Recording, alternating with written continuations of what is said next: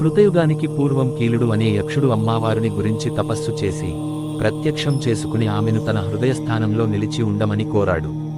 అమ్మవారు కీలుని పర్వతంగా నిలబడమని కృతయుగంలో రాక్షస సంహారం చేసిన తరువాత తాను ఆ పర్వతం మీద నిలిచి ఉంటానని మాటిచ్చింది. కీలుడు కీలాద్రిగా మారి అమ్మవారి కొరకు ఎదురు చూస్తూ ఉన్నాడు.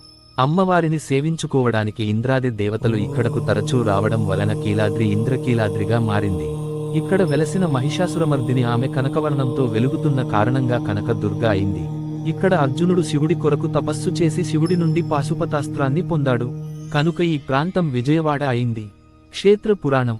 శ్రీ దుర్గా మల్లేశ్వర స్వామివారి దేవస్థానం కృష్ణానది ఒడ్డునే ఉన్న ఇంద్రకీలాద్రి పర్వతం పైన ఉంది. ఇక్కడ దుర్గాదేవి స్వయంభువుగా తనకు తానుగా వెలసిందని క్షేత్ర పురాణంలో చెప్పబడింది. ఆది శంకరాచార్యుల వారు తమ పర్యటనలలో ఈ అమ్మవారిని దర్శించి ఇక్కడ శ్రీచక్ర ప్రతిష్ఠ చేశారని ప్రతీతి. ప్రతి సంవత్సరం కొన్ని లక్షల మంది ఈ దేవాలయానికి వచ్చి దర్శనం చేసుకుంటారు.